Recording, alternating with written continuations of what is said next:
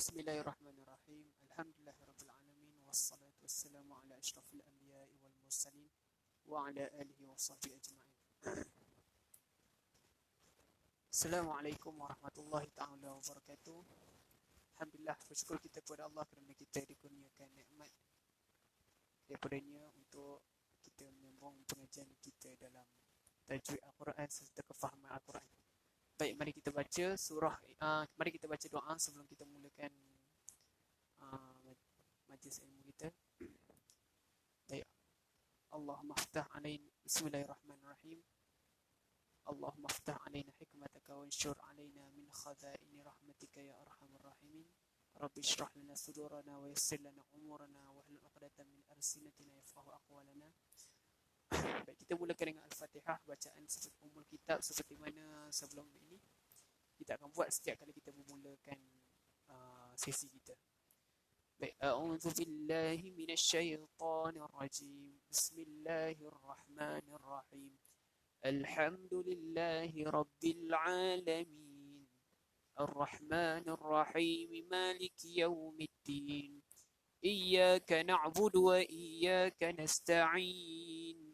اهدنا الصراط المستقيم صراط الذين أنعمت عليهم غير المغضوب عليهم ولا الضالين.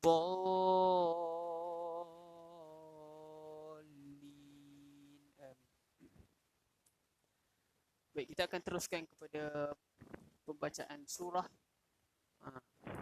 Jadi insyaAllah saya akan terang secara cepat supaya kita tak membuang masa lebih banyak. Kerana sebelum ni kita banyak buang masa dengan terang panjang lebar.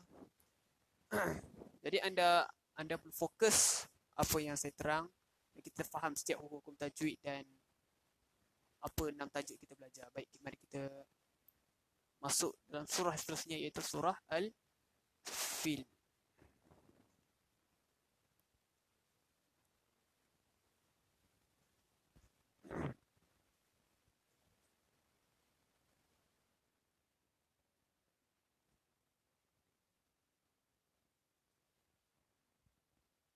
Baik, mari baca sama-sama. A'udzu billahi minasyaitonir rajim. Bismillahirrahmanirrahim. Alam tara kaifa fa'ala rabbuka bi ashabil fil. Alam yaj'al kaydahum fi tadlil. Wa arsala 'alaihim طيرا أبابيل ترميهم بحجارة من سجيل فجعلهم كعصف مأكول.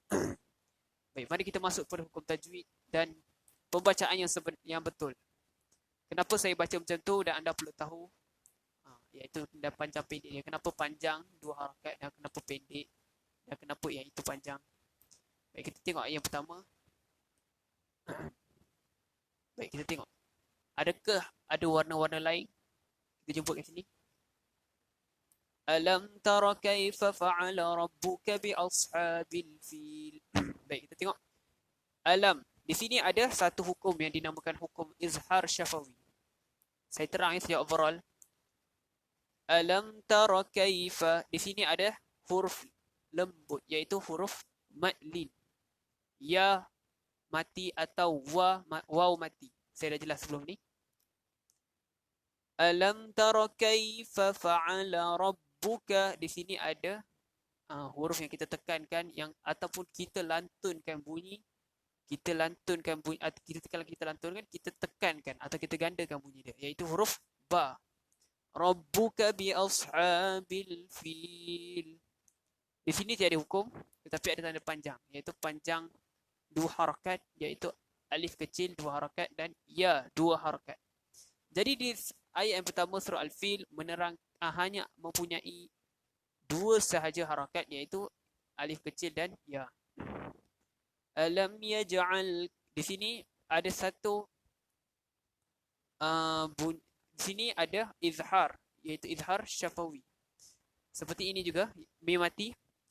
Apa beza tuan-tuan antara izhar syafawi dan izhar halqi? Senang je, simple. Izhar syafawi adalah mim mati. Izhar halqi nun mati. Mudah saja. Baik, selepas alam ini kita nampak satu lagi bunyi berdetak atau bunyi lantunan, iaitu bunyi jim. Yaj. Yaj. Sama macam ahad. Ini yaj'al. Yaj'al. Jadi hukum kat sini qalqalah sughra. Huruf yang kita lantunkan.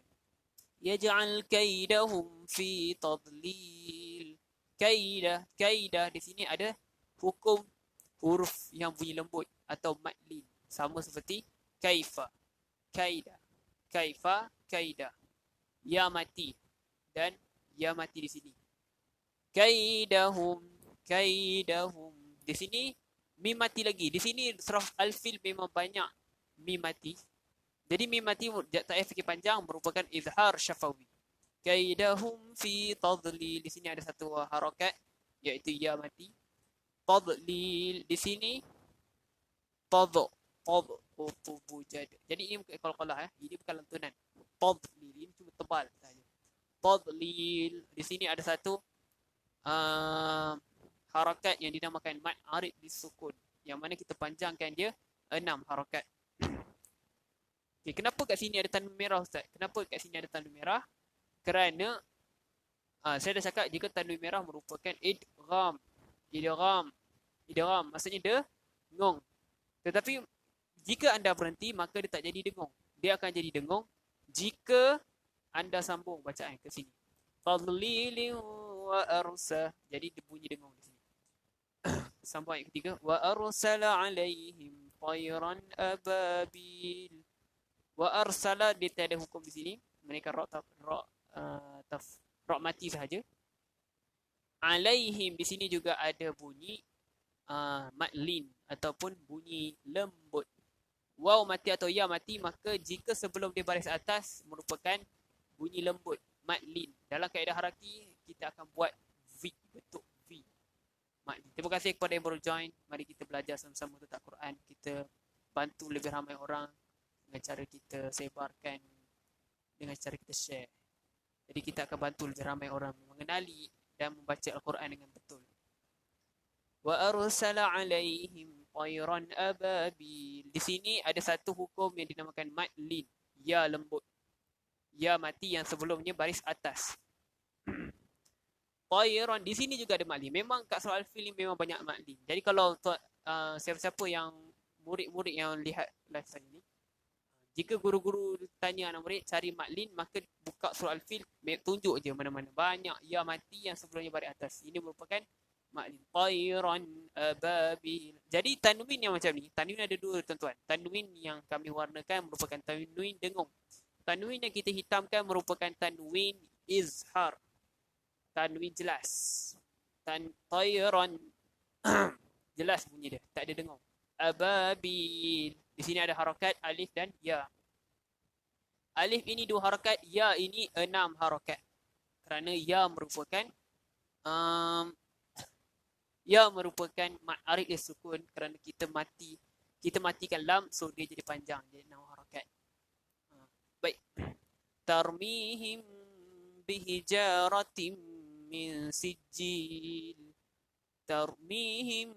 Okey, di sini ada tak hukum? Tarmihim. Di sini ada harakat ya mati. Him. Kenapa mim ni kami warnakan hijau? Kenapa warnakan hijau? Kerana dengung. Dengung. Apa yang dengung Ustaz? Ya, tengok mim ni bertemu dengan ba. Tarmihim bi. Tarmihim bi. Ikla. Ikla. Tanwin bertemu ba jadi ikla. Tarmihim bihijaratim min sijil.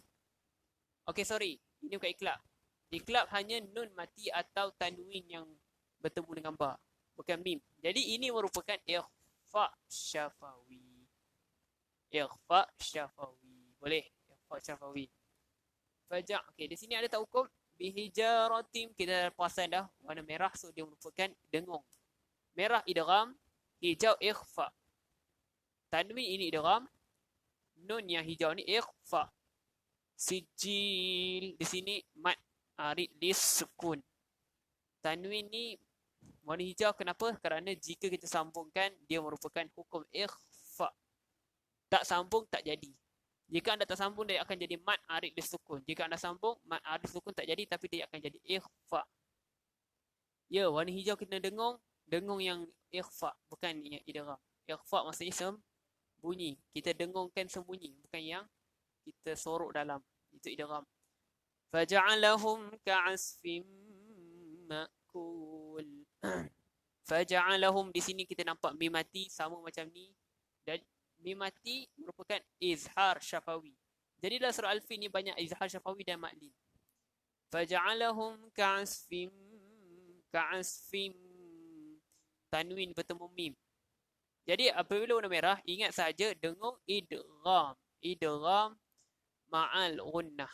Ingat warna merah idgham. Ma'kul. Di sini ada satu tanda warna biru. Warna biru saya dah cakap merupakan mat arid sukun, yang mana kita panjangkan 6 harakat. Kenapa kat sini ada mim, Ustaz? Kerana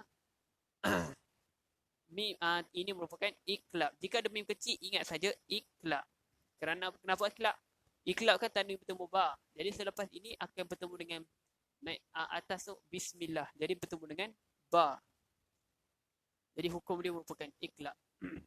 Jadi surah Al-Fil dia banyak hukum matlin dan izhar syafawi. Dalam surah Al-Fil banyak hukum izhar syafawi dan matlin. Bukan senang tuan-tuan nak jumpa dua hukum ni, izhar syafawi dan matlin. Memang susah nak jumpa. Dalam Al-Quran susah nak jumpa mim mati dengan matlin. Jadi jika tuan-tuan nak cari di dalam surah Al-Fil yang bermaksud surah gajah. Baik, tuan-tuan pernah dengar tak surah ni? Dan tuan-tuan tahu tak Al-Fil ni bermaksudnya surah gajah. Kenapa surah gajah? Siapa yang tahu kisah? Yang mana sebenarnya surah Al-Fil menceritakan tentang penyerangan tentera, yang mana tentera ini bergajah. Tentera yang nak meruntuhkan Kaabah. Tentera yang mana merupakan Raja Habsyah punya tentera menyerang Kaabah, menyerang Mekah. Baik, saya nak cerita serba sedikit tentang surah Al-Fil supaya anda faham, dan jika anda baca dalam solat, anda akan faham apa benda yang anda baca. Terima kasih kepada yang join. Mari kita sebarkan kita punya manfaat kepada ramai orang dengan cara kita share kepada ramai orang, ya. Baik. Anda pernah dengar tahun gajah? Tahun gajah. Saya punya description tertulis. Kenapa tahun binatang lain tak ada? Harimau, tahun singa ke, tahun rusa ke. Kenapa tahun gajah? Okey, ini untuk kepada siapa yang tak tahu, tahun gajah merupakan tahun yang di mana kelahiran junjungan mulia, iaitu Nabi kita, Nabi Muhammad sallallahu alaihi wasallam, yang mana kelahiran dia akan datang Maulidur Rasul kejap lagi. Berapa? 12 Rabiul Awal, hari Isnin. Itu dia kelahiran junjungan mulia Nabi Muhammad sallallahu alaihi wasallam yang digelar lahir pada tahun gajah. Jadi apa maksud gajah? Tahun gajah ni dimaksudkan, jika anda mahu tahu kenapa berbunyi tahun gajah, kerana berlakunya peristiwa penyerangan tentera bergajah untuk meruntuhkan Kaabah. Jadi siapakah tentera bergajah ini, tuan-tuan? Tentera bergajah ini datang daripada arah selatan. Kenapa mereka menyerang Mekah? Okey, inilah merupakan peristiwa yang antara terbesar. Kerana pada zaman dahulu, Yaman di bawah takluk Habsyah. Yaman di bawah takluk Habsyah. Yaman di arah mana? Yaman di bahagian mana untuk di Mekah? Utara, selatan, timur, barat? Di bahagian selatan. Saya dah terang dalam surah Al-Quraisy bahawa orang Quraisy ni, dia punya ciri-ciri atau mereka punya tabiat, pada musim panas mereka suka berdagang ke arah utara. Dan jika musim panas mereka suka berdagang ke arah selatan. Berniaga. Berdagang tu maksudnya berniaga. Membawa barang dagangan. Apa yang mereka niagakan, apa keuntungan yang mereka dapat, mereka akan bawa balik ke negeri mereka. Itu namanya berdagang. Dagangan. Macam sekarang pun ada interport, export dan sebagainya bagi memajukan negeri masing-masing. Jadi, diceritakan kisahnya, mengapa peristiwa ini berlaku. Okay, sebenarnya, Yaman dulu diperintah oleh Raja Himyar, atau raja yang digelar sebagai raja, saya lupa dah raja apa. Raja yang memerintah Yaman ketika itu bukan Parsi, bukannya Absyah. Yang memerintah Yaman ketika itu adalah seorang raja yang zalim, yang jika anda pernah dengar kisahnya yang menceritakan tentang seorang pemuda, yang mana seorang pemuda ini dia dipelawa oleh seorang raja yang zalim tu. Raja tu dia zalim, dia nak bunuh semua baby yang sekejap, saya tak pasti. Jika anda pernah dengar seorang pemuda, okey, cerita tentang rahib dan juga tukang sihir. Yang mana raja ini dia mempunyai tukang sihir, tetapi tukang sihir dia sudah tua dan tenat. Jadi dia minta kepada raja ini, engkau cari tukang sihir baru. Pernah dengar tak cerita ni? Jadi raja tu pun cari. Dia suruh pengawal-pengawal dia cari dekat pelosok negeri Yaman, cari seorang pemuda yang cari seorang pemuda lelaki, bawa dia kepada aku, dan untuk kita suruh tukang sihir ni ajar sihir kepada dia. Jadi Raja Yaman ni dia mempunyai tukang sihir. Tukang sihir dia nak mati dah tenat. Jadi tukang sihir kata, kau carikan seorang pemuda supaya aku boleh ajarkan dia ilmu sihir. Macam tu. Supaya aku boleh ajarkan dia ilmu sihir, supaya dia boleh jadi pendamping kepada kau. Jadi raja dia pun cari seorang pemuda dan jumpa seorang pemuda. Dia suruh pengawal dia cari seorang pemuda di negara Yaman. Jadi pengawal dia pun bertebaran. Dan jumpalah seorang pemuda yang dia pilih. Seorang pemuda lelaki ni. Dia tawarkan, raja panggil kau, mari. Panggil untuk apa? Ajar ilmu sihir supaya kau jadi pendamping dia. Pemuda tu pun setuju, dia pergi. Tetapi dalam perjalanan, dia bertemu dengan rahib. Yang mana rahib ini mengajar dia ilmu agama. Dalam perjalanan tu, dia bergerak seorang. Dia bukan gerak mengawal tu. Jadi dia bertemu dengan rahib. Sebelum dia sampai ke istana, dia jumpa dengan rahib tu. Rahib mengajar dia ilmu agama. Tentang ilmu asyifa dan ilmu laduni, dan ilmu tentang kehebatan ayat-ayat Allah dan sebagainya, surah-surah daripada kitab Taurat dan Injil. Jadi pemuda ini telah menuntut ilmu dengan rahib ni sebelum dia sampai ke istana untuk belajar ilmu sihir. Jadi selepas dia belajar dengan rahib ini, dia pun teruskan perjalanan. Rahib ni ada pesan satu. Jika engkau jangan belajar ilmu sihir dengan tukang sihir raja tersebut, kerana sihir merupakan syirik. Kita tak boleh amalkan sihir. Jadi pemuda ini dia tidak kisah sangat.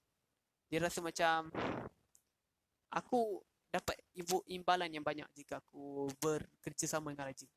Jadi pemuda ini pun pergi ke istana dan dia belajar ilmu sihir dengan tukang sihir tersebut. Jadi selepas dia belajar ilmu sihir, dia pun pulang ke rumah. Tetapi dalam perjalanan pulang ke rumah, dia terserempak dengan seekor singa. Dihalang oleh seekor singa yang besar.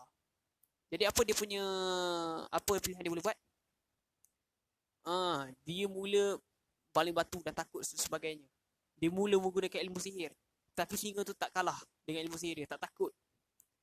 Kemudian dia buat apa? Dia kata, ilmu sihir ni mesti tak power. Apa kata aku guna ilmu rahib tadi yang aku belajar?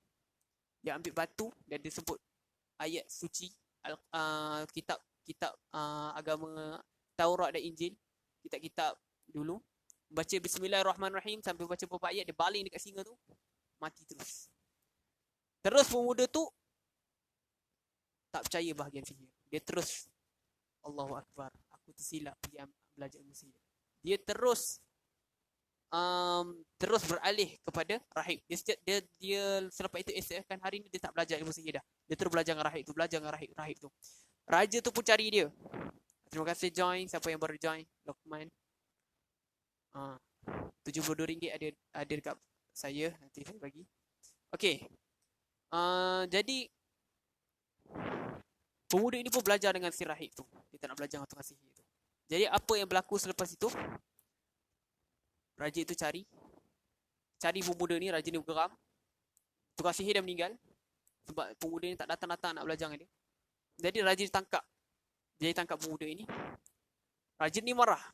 Kenapa engkau tak nak jadi tukang sihir tu? Pemuda jawab apa? Aku tak nak jadi pendamping kau. Sihir tu khurafat, mengarut, syirik. Jadi raja ni kata apa? Bunuh pemuda ni. Mereka cuba nak bunuh. Tak boleh. Nak bunuh tak boleh. Nak bunuh, tikam tak boleh. Panah tak ada kesan. Apa yang berlaku?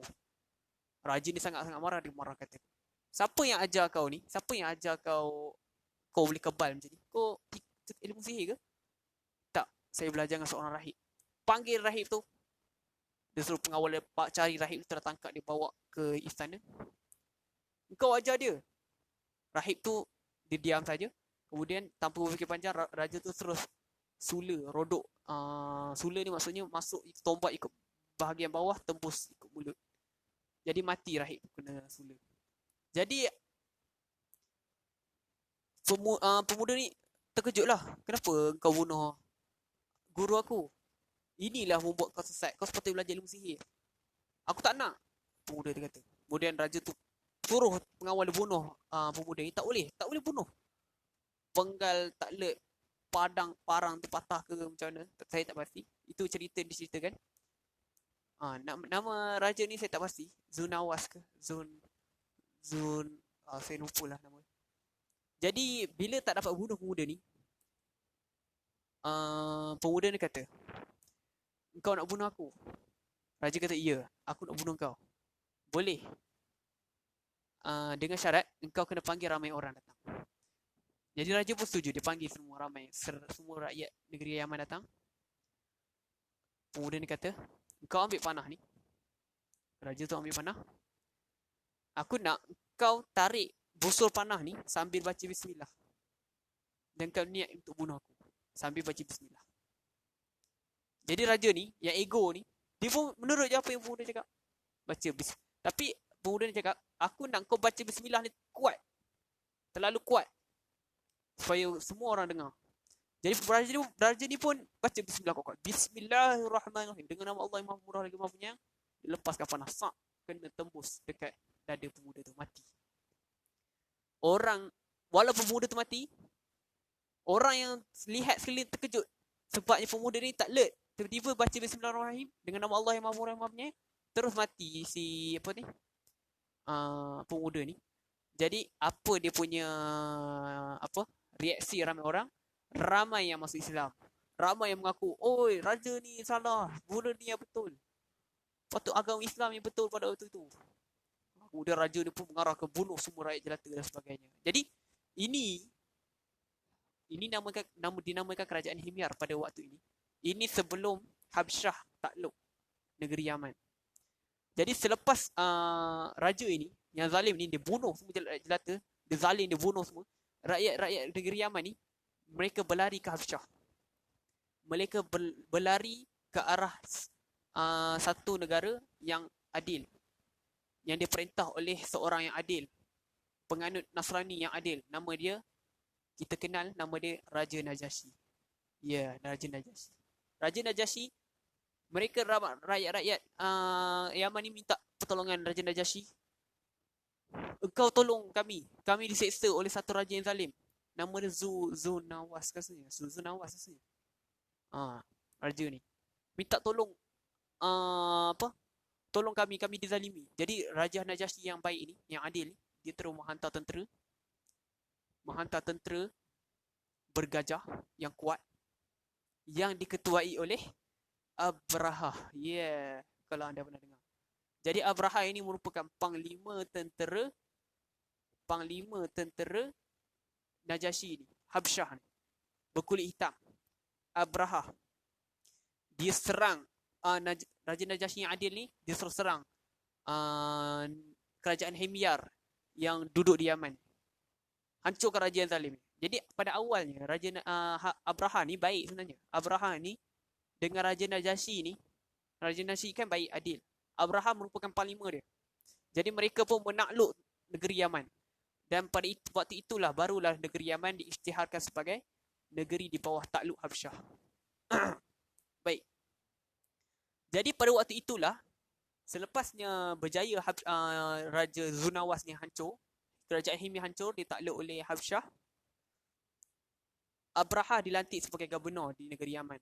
Terima kasih kepada yang baru join. Kita minta share kepada ramai orang supaya ramai tahu tentang kisah-kisah teladan ini, supaya anda bila baca surah, anda bila faham, anda akan rasa seronok bila baca surah, anda akan dapat khusyuk bila anda faham apa maksud surah tu.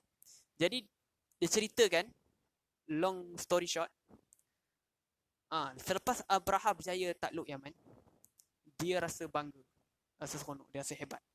Jadi dia ada memasang niat untuk menguasai tanah Arab. Dia ada fokus, dia terfokus kepada satu tempat, yang mana tempat ini menjadi tumpuan orang ramai. Tempat apa? Siapa tahu? Tempat di mana tempat tu jadi tumpuan orang ramai, iaitu tempat yang orang selalu buat haji, iaitu Kaabah, Mekah.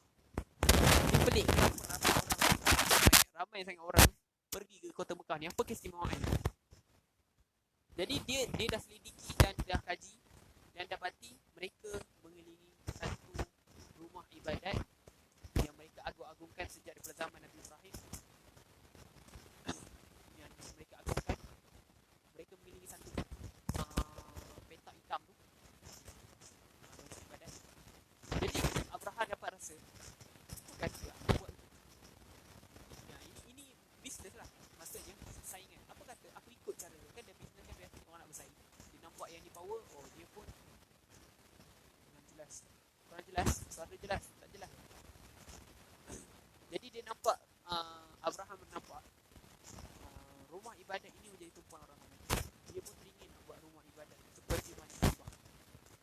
Dia pun mula buat seperti mana Kaabah, iaitu satu bangunan petak, tetapi dia hiasi lebih cantik, emas, permata, batu marmar, memang cantik, lagi lawa, lagi luas, lagi berkilau dekat Yaman, Sana'a, di kota Sana'a. Jadi tujuan dia ialah untuk menarik perhatian orang Jazirah Arab untuk datang ke gereja dia, merupakan gereja. Tak jelas ke suara? Okey, jelas tak suara? Tolong komen. Tak jelas tak suara? Okey, jadi Abraham membina satu gereja untuk menandingi Kaabah, iaitu gereja yang dinamakan sebagai gereja Al-Qubais. Saya tak pasti Al-Qubais atau Al-Qubais, nama gereja itu. Jadi tujuan dia untuk menarik perhatian orang Arab, sebab dia fikir orang Arab terpikat dengan batu bangunan petak untuk dia pusing-pusing macam itulah. Jadi dia nak bersaing dengan Kaabah. Tetapi malangnya tak ada satu pun orang Jazirah Arab yang minat dengan dia punya gereja tu. Semua masih fokus di tanah.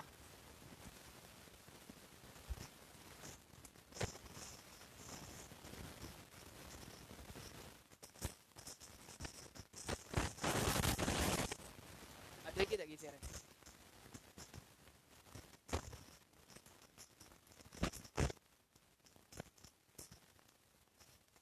Baik, jelas tak? Okey, jadi tak ada siapa pun orang Arab yang datang ke Al-Qubais tersebut, kerana Abraha ni dia pendek akal. Dia fikir orang terpikat dengan batu macam tu je. Batu petak tu. Sebenarnya tak, orang Arab ni dia mengamalkan ibadat yang di mana diasaskan oleh nenek moyang mereka, iaitu Nabi Ibrahim dan Nabi Ismail. Si Abraha ni pendek akal, dia fikir orang Arab ni dia minat dengan rumah ibadat yang berbentuk petak macam tu. Jadi dia pun minat gereja macam tu, gereja Nasrani. Jadi dia memang tak ada siapa minat lah. Memang tak ada siapa yang nak singgah. Melainkan ada seorang orang Arab ni datang. Dia datang, dia saja singgah. Tapi dia Abraham seronok lah. Pegawai pun beritahu, "Oi, ada orang singgah, kita pergi gereja." Oh, Abraham pun seronok. Tetapi bila dia tengok balik kat gereja dia gatahi. Orang yang datang tu, dia hanya membuang air besar saja di gereja tersebut. Dia buang air besar saja, lepas tu dia belah. Jadi Abraham apa? Dia punya reaksi. Naik angin lah. Dia sangat naik angin. Dia punang. Dia terus kata apa? Kita hancurkan Kaabah.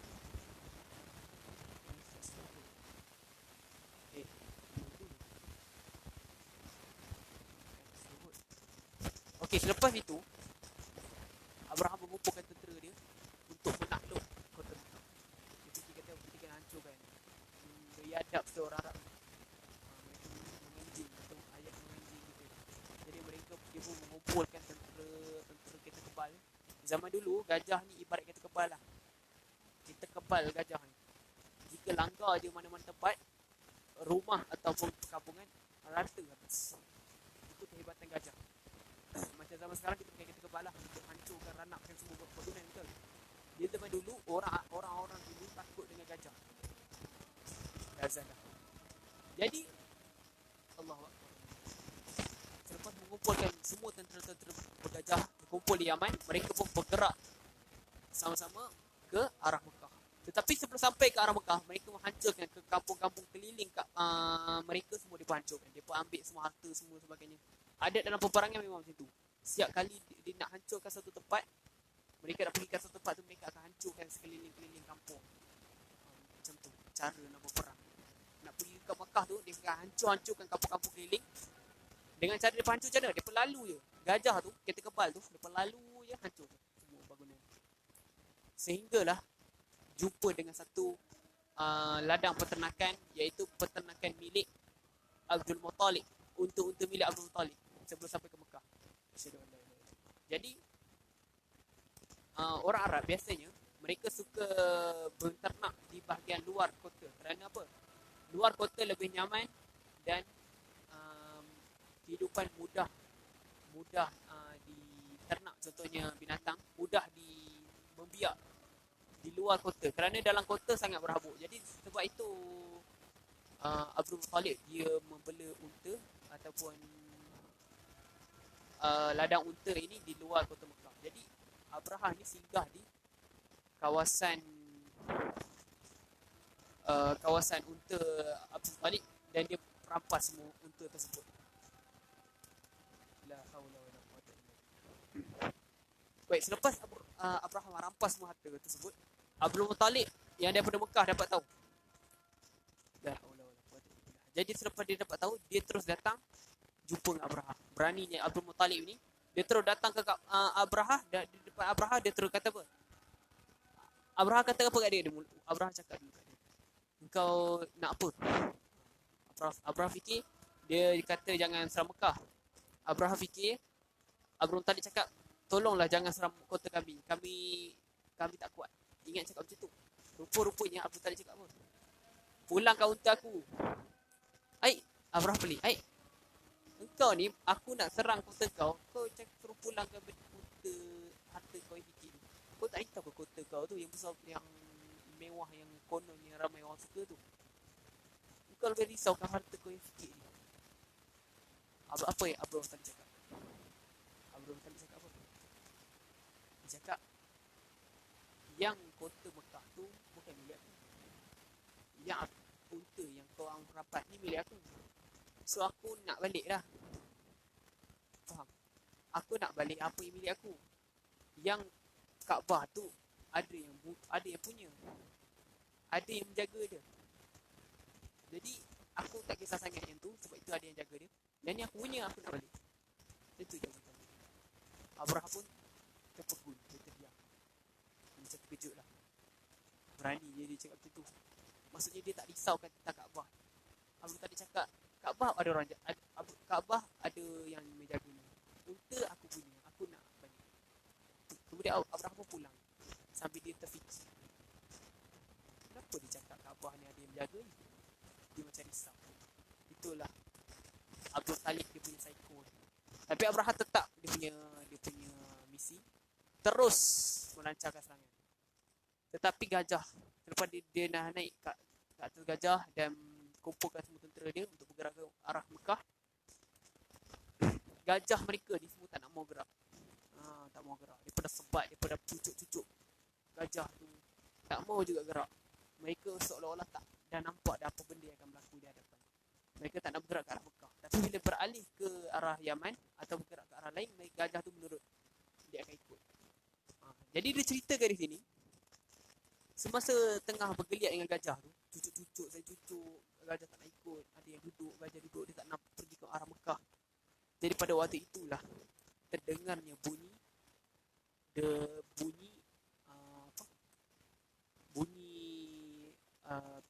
bingit sangat bunyi dia, yang datang dari arah timur dan sangat gemuruh bunyi burung yang sangat gemuruh. Bunyi dia sampai menggeletar tanah menggeletar. Dan bila mereka lihat saja arah timur, mereka melihat langit gelap. Daripada arah timur tu gelap, dan gelap tu makin mendekat. Anda boleh bayangkan macam mana seramnya kehadiran burung ababil ni. Dia datang begitu banyak, ramai sehingga menutupi langit dan langsung tak nampak cahaya. Bagaimana berjutanya burung tersebut, disambil burung seekor membawa 3 batu, satu di paruh, 2 di kaki, yang mana batu itu adalah tanah liat yang dibakar. Ada riwayat yang mengatakan dari api neraka. Dan batu itu sangat-sangat panas dan sangat-sangat banyak. Sebab burung tu dah berjuta dikali dengan 3. Juta kali dengan 3 bilion lah. Jadi ketika burung tu datang, dia menutupi langit di kalangan tentera bergajah Abraha tu. Bila tutup gelap, terus mereka junamkan batu-batu seperti hujan. Hujan boleh gelap tak tuan? Memang tak boleh. Jadi turunlah hujan batu berapi yang sangat panas sehingga menghancurkan tentera-tentera bergajah ini. Sehingga rupa tentera bergajah ni, tentera rakyat Abraha ni, rupa mereka, banyak-banyak mereka ni seperti daun-daun yang dimakan ulat. Macam mana daun-daun yang dimakan ulat ni tuan-tuan? Daun-daun yang dimakan ulat ni, kalau saya ambil ulat beluncas kan, letak atas satu daun, anda tengok berapa minit, anda tengok rupa daun tu berjadi. Daun tu akan berlubang-lubang. Macam itulah rupa mayat-mayat askar-askar Abraha. Mereka dihujani dengan batu. Maksudnya batu tu bila terkena saja badan manusia, mereka terus tembus ke berat. Dia tak melantun macam ni. Batu ni kalau batu kerikil kita baling dekat badan kita, dia akan melantun. Batu tu tak. Batu tu sangat-sangat panas seperti api neraka. Kena saja ke tubuh manusia atau apa-apa pun, dia akan tak ada lantunan. Dia terus masuk, tembus sampai keluar ke belah kiri. Masuk ikut kanan, keluar belah kiri. Masuk ikut atas, keluar ikut bawah. Masuk ikut kepala, keluar ikut dubur. Macam tu. Berlubang-lubang badan tentera Abraha. Jadi itulah. Sehingga mereka ini hancur, berkecai seperti daun-daun yang dimakan ulat. Tetapi Abraha, Allah selamatkan dalam peristiwa ini. Tetapi dia punya serpihan jari tu tak kena. Dan dia balik ke Mekah. Dia balik ke Yaman dalam keadaan dia luka parah. Bukan kena ke tangan dia, kena kat tangan dia sebelah sini pun kena. Jadi dia balik dalam keadaan tangan dia dengan badan dia berkeping-keping jatuh. Berkeping-keping jatuh macam air menitik. Macam air uduk menitik-nitik. Macam itulah daging jatuh. Jadi sebelum sampai saja Abraha ini ke Yaman, terus dia mati. Itulah cerita. Berkeping-keping jatuh daging Abraha dengan gajah di sini.